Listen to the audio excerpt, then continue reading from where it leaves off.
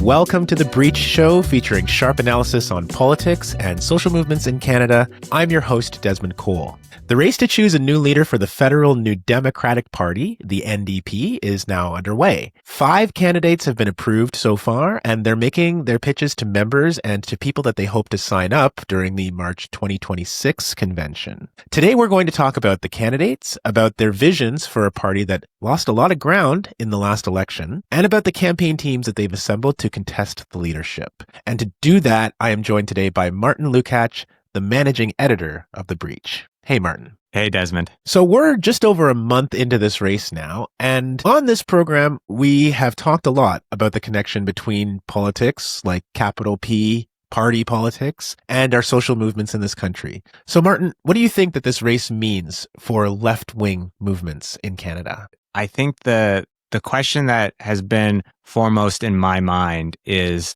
this paradox that we have to deal with on the left, which is that the left, especially in English Canada, is organizationally very, very weak. And yet our ideas are extremely popular. So, across the board, people want, the wealthy to pay more. They want a Green New Deal that actually transitions Canada off fossil fuels. They want to see our social programs strengthened, defunding the police, honoring treaties, and doing right by Indigenous peoples. Majorities or supermajorities of Canadians support these kinds of policies. And they are popular among a multiracial working class, among immigrants, Indigenous peoples, young, downwardly mobile graduates.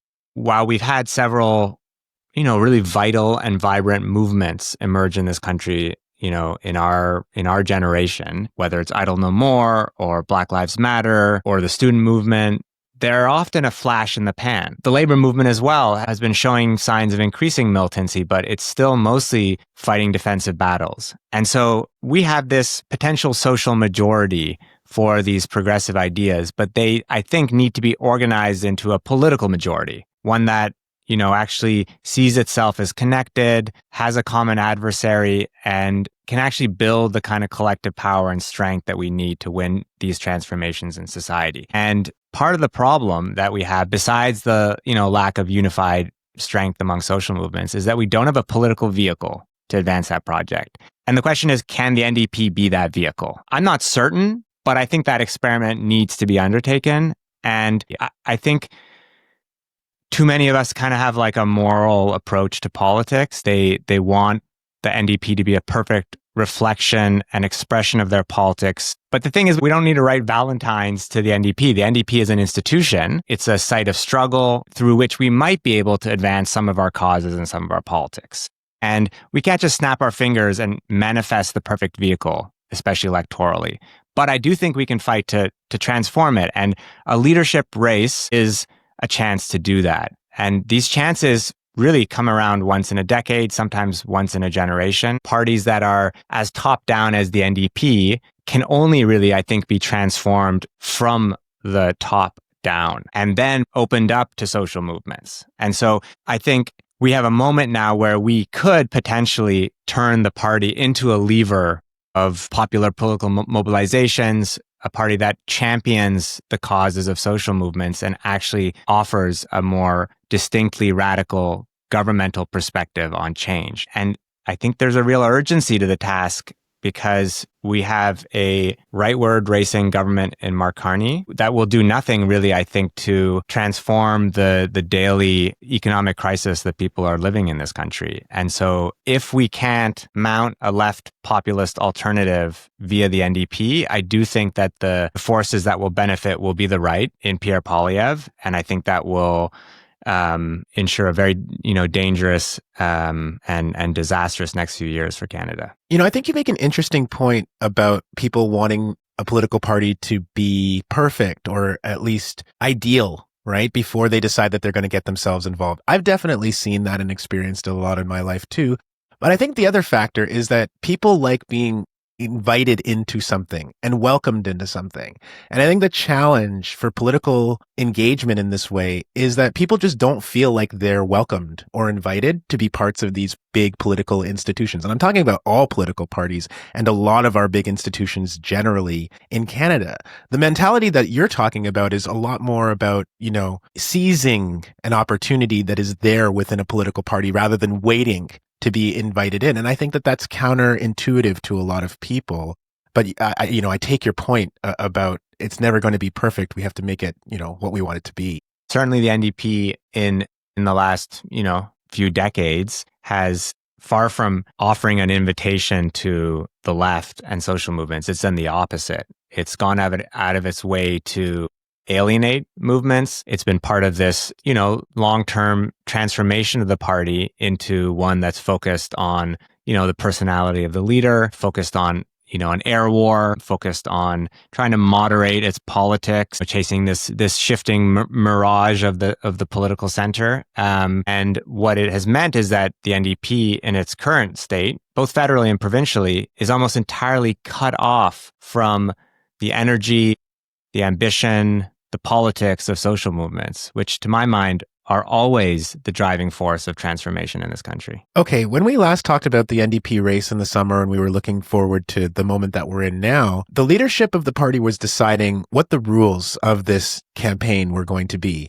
There was quite a remarkable feat for the grassroots left wing of the party over the summer. The party's establishment, I think, had been very interested in having as short a race as possible with as high an entrance fee and potentially a voting system that stripped members of their one member, one vote democratic system. And I think the intention was to ensure that a more establishment friendly candidate would be able to rely merely on the existing and diminished base of the party's membership, and they would just be able to tie it up very quickly. Whereas the grassroots left of the party was interested in having a lower entrance fee and as long a race as possible to ensure that, potentially insurgent candidates could make their case, not just to the NDP's existing membership, but many of the members who have left the party in frustration, or many people who are progressive-minded but have never felt,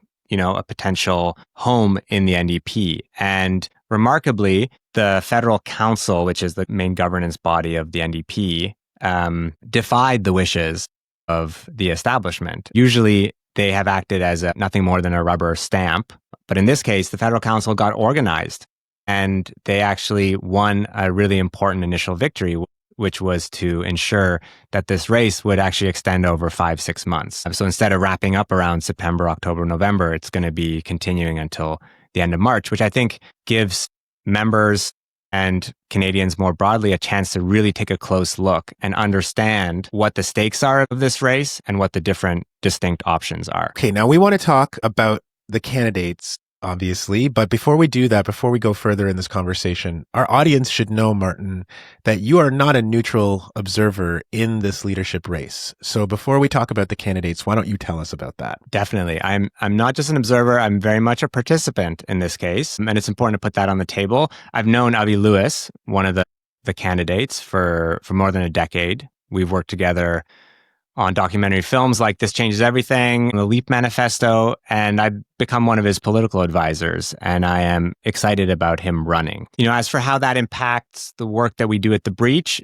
I think that we have always practiced a more honest journalism than you get in the establishment media, where we're transparent about our unapologetically left-wing views and values, and in this case, our commitments, but we still try to be rigorous in our reporting and our evidence gathering and fair in our arguments and judgments. And so we wear our politics on our sleeve, and I'm doing that in this case. And then we let people judge our journalism as they will. And The Breach will remain a home for critical viewpoints of the NDP, and people should not assume also that my position is shared by all people at the Breach. Yeah, and I want to add that our team, I feel like here, definitely shares a general political orientation, a left progressive political orientation that is reflected in the work that we bring people every day. But as individuals, we all bring different opinions to this work. And despite your personal support for Avi, I want to reassure our audience that that isn't going to change. For myself, I've personally not gotten involved with any candidate in this contest. And I'm hoping that the way I can contribute is just by giving the best reporting and analysis on this race as I can, as we always try to do here at The Breach. So with that, let's talk about the 5 officially registered candidates in this race, Martin. And I'm just going to give people a brief little bio of each of them in alphabetical order. So we begin with Rob Ashton. He's the president of the International Longshore and Warehouse Union of Canada. Those are dock workers. And he's got over 30 years of experience in union movements. Rob Ashton's pitch is basically that working people are being taken advantage of by the ultra-rich, and that the NDP needs a plain-spoken leader like himself who is in touch with the lives and needs of working people. Next, we have Tennille Johnston.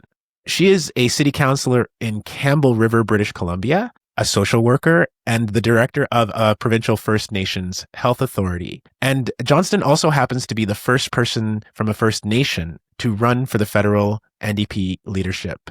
She's a member of the Wewak First Nation. So her campaign is focused on those who feel left out of the NDP. Martin, you were mentioning before people who might be in some ways aligned with the NDP but don't feel involved. That's what Johnston is focusing on in her campaign. And there she's talking about First Nations, Métis and Inuit people, disabled people, members of the 2S LGBTQIA communities, veterans, and seniors. And I think her campaign is sending a clear message of inclusion for people who should feel connected to the NDP, but maybe don't. Next, we have Avi Lewis, who is a journalist, an activist, a university professor. He is the son of former Ontario NDP leader Stephen Lewis.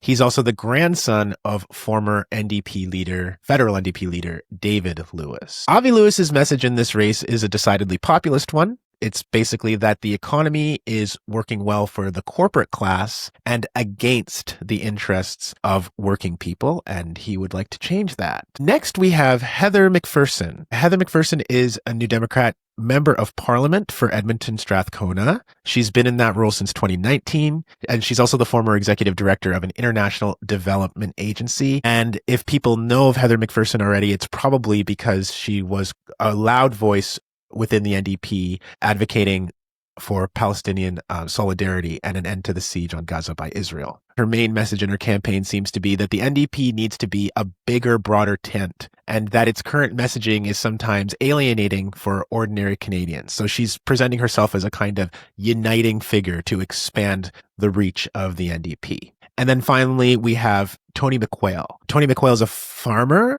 an environmentalist, a former Board of Education trustee in Huron County in Ontario, and he's also the former staffer to an Ontario NDP minister during Bob Rae's government in the 90s. McQuail says that he wants a merger between the federal NDP and the federal Green Party. And he's also trying to reach out to potential voters who feel disillusioned with politics, and he's featuring environmental stewardship quite heavily in his campaign. So those are the 5 candidates who have registered thus far. There's still time for candidates to register. We will see if any more do. Out of those 5, the 3 that have the biggest profile and seemingly the biggest machine behind them right now are certainly Heather McPherson, Rob Ashton, and Avi Lewis. Martin, you've been obviously paying attention here. What would you say that the campaigns of those 3 are offering in terms of policy and like general vibes to the community? I think Rob has brought a very refreshing table thumping class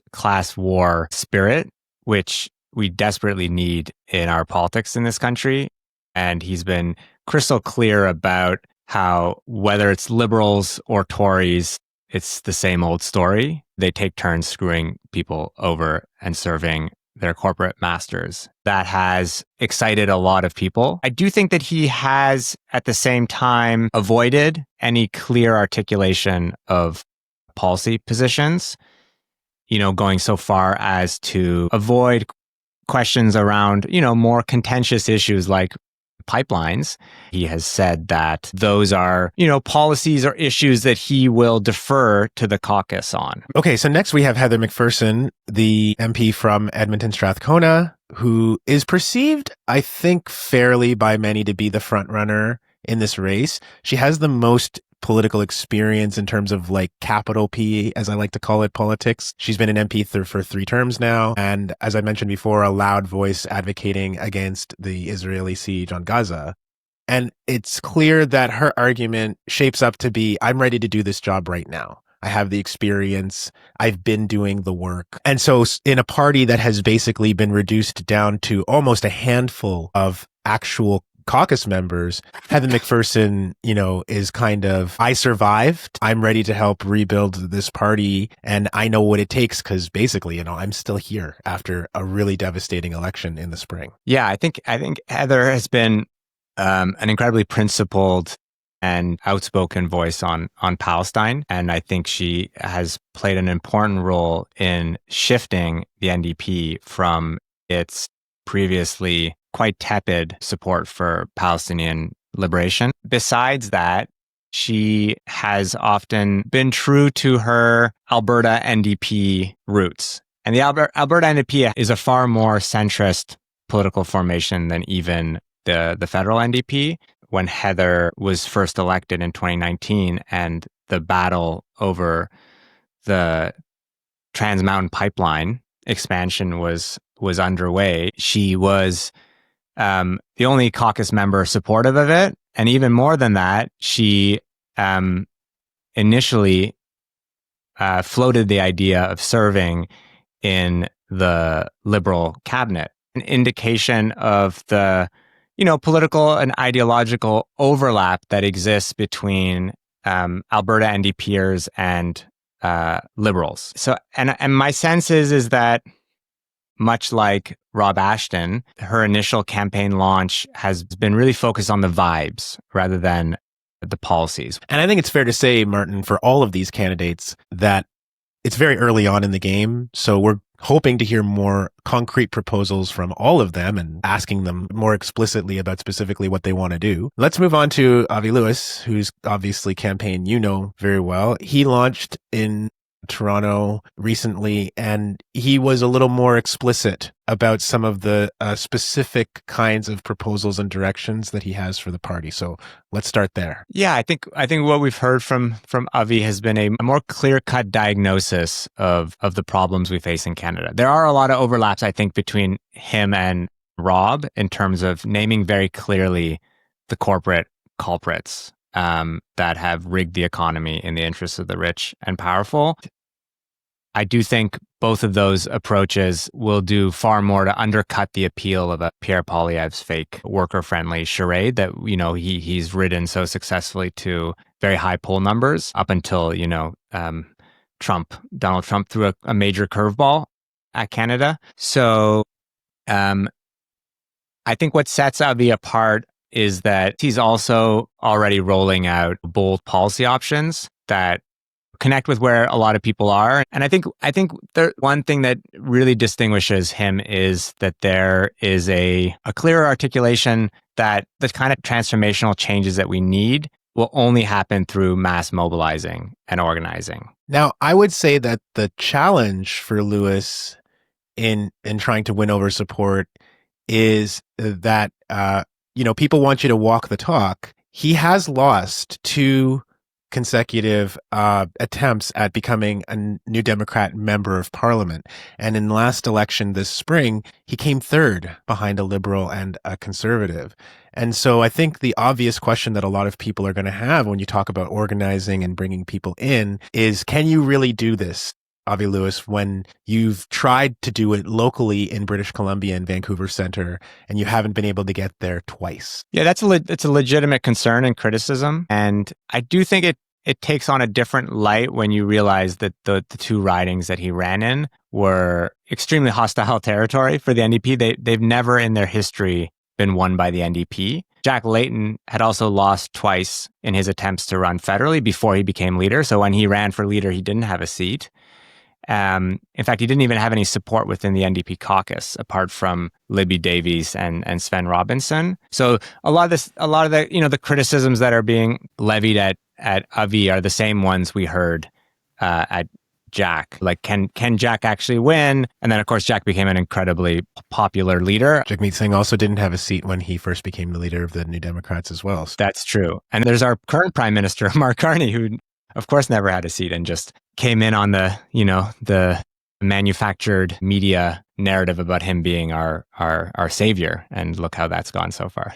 And Pierre Poilievre famously lost his seat in Ottawa and had to seek the safest conservative seat in probably the country in Alberta to get back into the House of Commons. So yeah, this is an ongoing theme, I think, across politics. This maybe leads us well into what the kind of strategy and orientations towards movements are for each of these candidates. So what's their pitch to party members and to people who are on the outskirts of the party, but who might be like watching this? So let's talk a little bit about that. So Rob Ashton is very clearly saying, I'm the labor movement guy. I'm the person who understands social movements in this country. I'm the most connected to them. If Rob can really validate the rank and file labor tendencies in the labor movement, the more grassroots, militant-driven ones, I think that would be incredibly important for the NDP in reanimating it as a more progressive force in Canadian politics. So I think that will be key to see, like who exactly in the labor movement is supporting Rob. Right.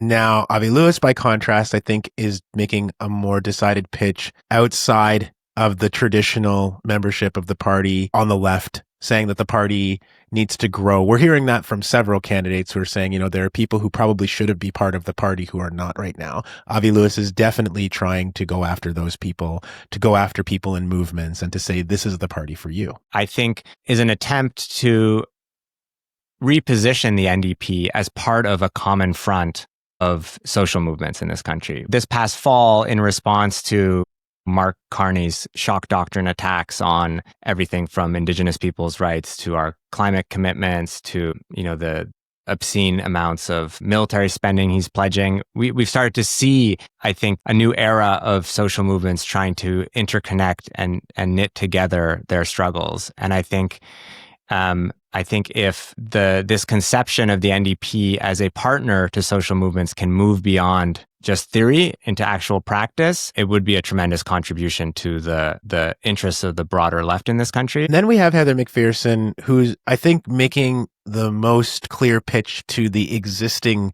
membership of the NDP, such as it is across the country, right? And she's had a line that she's mentioned often about purity testing, and saying that the NDP has been doing too much purity testing, which keeps people who need to be in the party out of it, and that the way to keep the tent that it already has and to expand it is to welcome in the different stripes, shades of the NDP that already exist. Yeah, it's clear that Heather's campaign, I think, thinks that their path to victory will depend on that existing membership.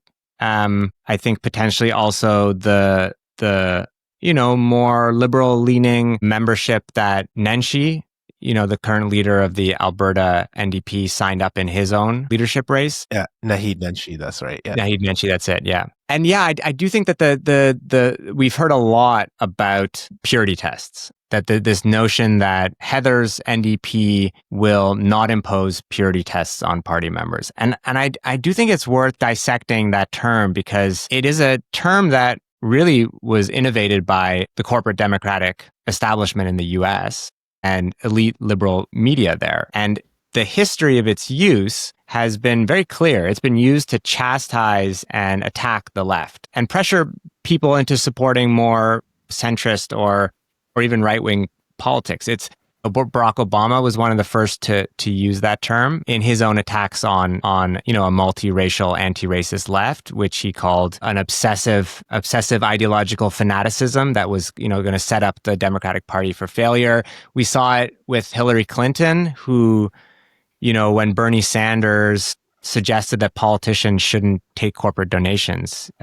She accused him of establishing a purity test, saying that under his definition, Obama is not a progressive because he took donations from Wall Street. The amount of corporate money that was flowing into Obama's campaign was a very good indication of just exactly where his allegiances would lie ultimately. I personally got a taste of this as well. I was on Frontburner on CBC debating Cheryl Oates a few weeks ago. Cheryl Oates is a former communications director for Rachel Notley's NDP government, and she's a supporter of Heather. And when I was talking about how the corporate elite need to fork over some of their obscene profits to ensure that working people can have a dignified life in this country, she suggested that was a purity test, basically like, whoa, you need to have more empathy for corporations. They're part of our coalition too. So I do think that this notion of purity tests is a dog whistle. It's a bad faith framing that attempts to paint a portrait of credible centrists as opposed to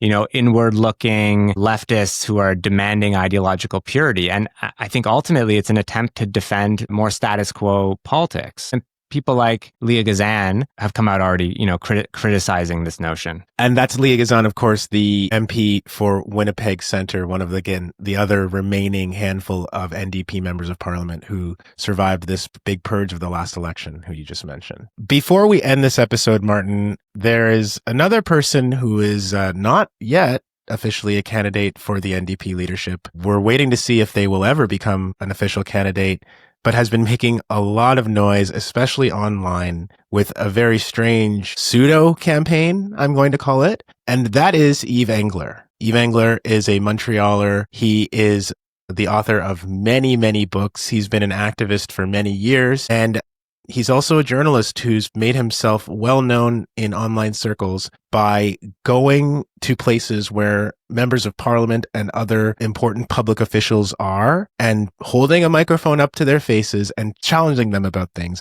In particular, if you've been online following the Palestine movement in Canada for the last 2 years, you've probably seen videos of Yves Engler going up to Liberal MPs in particular and asking them why they support the genocide of Palestinians by Israel. So he is extremely well known for that kind of work. And he announced a couple months ago, really before anyone who's in the race now, that he was interested in seeking the NDP leadership.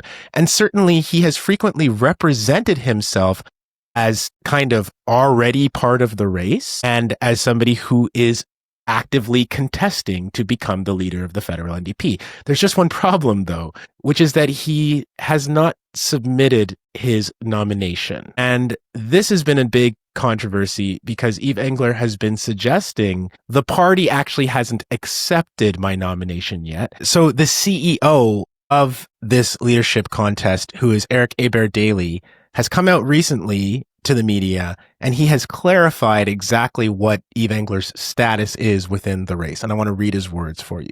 Quote, "It has recently come to my attention that Mr. Yves Engler has been sharing with the media that he has not yet been approved to stand as an official leadership candidate. I would like to clarify that we are not in receipt of an application from Mr. Engler, and as such, he has no current standing within the leadership contest." And Hebert-Daly also said this is a piece from Mark Ramsey in the Toronto Star that I'm citing. He also said that, they have told people who are interested in running, don't start talking about anything related to your candidacy until it's actually been approved. And also don't start fundraising, because if you fundraise before we've approved you as a candidate, you could be in contravention of the election rules. Yves Engler has kind of blown past all of this, Martin, and he's been defending himself recently online in what I'm going to say is a kind of unconvincing way. But I think it is fair to say that he has misled a lot of the people who are excited about his prospective campaign, and that now he's being forced to do damage control. Yeah, it's been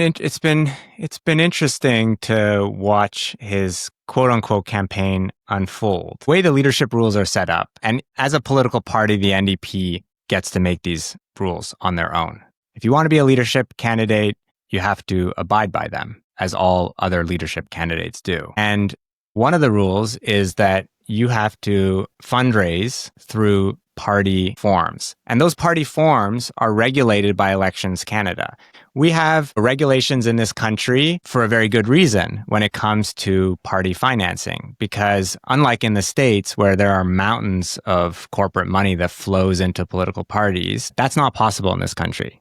And what Yves did was to start fundraising for his campaign before he was approved as a candidate. So what that meant is it gave him a 2 months head start on raising money as he claimed he was a candidate. And those donations happened in an unregulated way. They were accepting donations through e-transfer. In other words, in a way that contravened the rules. All other candidates had to wait until they were approved. And so he got, 2 months head start and was able to start campaigning in a coordinated way, whereas other candidates, weren't able to do that. And the thing is, too, is that, there's no way for Elections Canada to adjudicate the legality of those donations. I'm not going to speculate about where those donations came from. I don't doubt that they were probably from lots of well-meaning supporters. But unless Elections Canada is overseeing those donations, you can't know for sure. And I think Yves also clearly misled people about whether, in fact, he was a candidate. He had this exchange with a reporter with the National Post that the reporter shared publicly, and he thinks is probably the exchange that actually triggered that announcement from the CEO of the campaign. Yves was asked by this National Post reporter, have you received word that your approval for a candidacy is forthcoming and your name will appear on the leadership ballot? And Yves answered, we haven't received official approval yet, which makes it sound like he actually submitted his approval. Here's the thing. So Engler's response has been to say that this has been a concerted strategy on their part. And I think it's worth assessing what that strategy is and its merits. Right.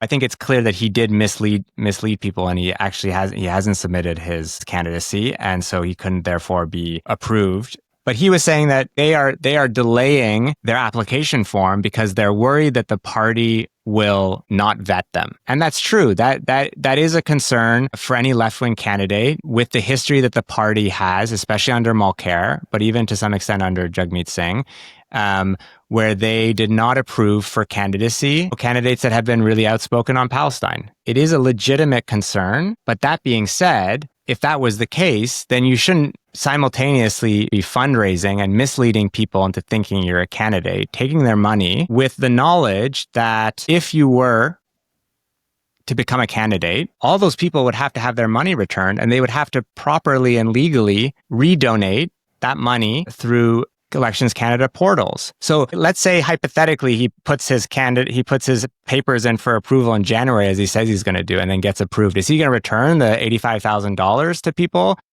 No, he's probably already spent it because he's been traveling around the country claiming to be a candidate for the NDP, complaining about how he has not been allowed into the forums that the party and provincial parties have been hosting for candidates, making it seem like the party is excluding him, when in fact he hasn't even put his candidacy in and had the chance to be excluded. So to my mind, it all has a whiff of grifting to it. If he has concerns about him not being vetted as a candidate, he needs to put forward his candidacy. And then if he doesn't get vetted, he can expose to the light of day, as he, effectively does on many foreign policy issues, precisely why he has been not approved for candidacy. And my sense is that he is concerned that a number of political skeletons will be pulled out of the closet when the day comes that he actually submits his candidacy. I just want to clarify for everybody that, we're recording this podcast on October 17th. This news about Engler not having registered through the NDP came last week. So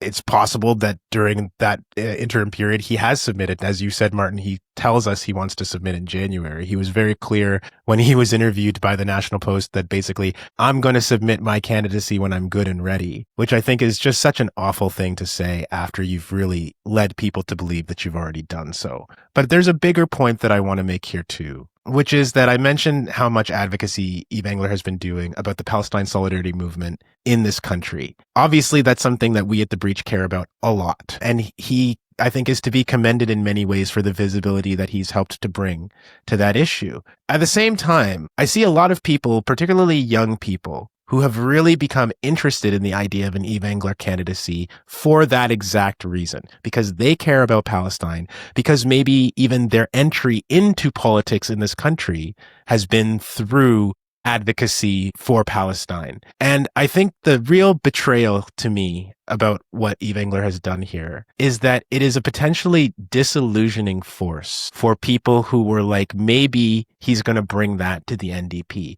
Maybe the NDP is going to become a bigger place for conversations about Palestinian statehood, about the end of the siege, etc. And that what risks happening now is that the people who invested in him personally to do that work are going to become disillusioned with the political process more generally if and when his candidacy falls apart. Prospective candidacy. And maybe I will just say directly to those people, if any of you are in our audience here, that there is a lot more to that work than the one person that you see in the street being very loud and drawing a lot of attention to the issue. And I hope that if you were hoping that Yves Engler was going to be a vehicle for bringing that issue to the fore in this country, that you won't just abandon the entire political process if his candidacy never materializes. Because, Martin, to go back to where we started here, people do have to take it upon ourselves to get involved, to become engaged. We can't necessarily wait for that invitation. And I would hate to think that people would give up on that because of, quite frankly, the antics that Yves Engler has been pulling, kind of using the NDP's brand and name when it's convenient for him to do so, and then disassociating himself and distancing himself also when he's held to account for the rules. So that's really what I want to say about that. We're going to leave it there today. If you like what you've heard on The Breach Show, please subscribe to the podcast. And if you want to support our work, please become a sustaining member to help us produce more journalism for transformation. And you can do that by going to breachmedia.ca/support. Thanks for listening.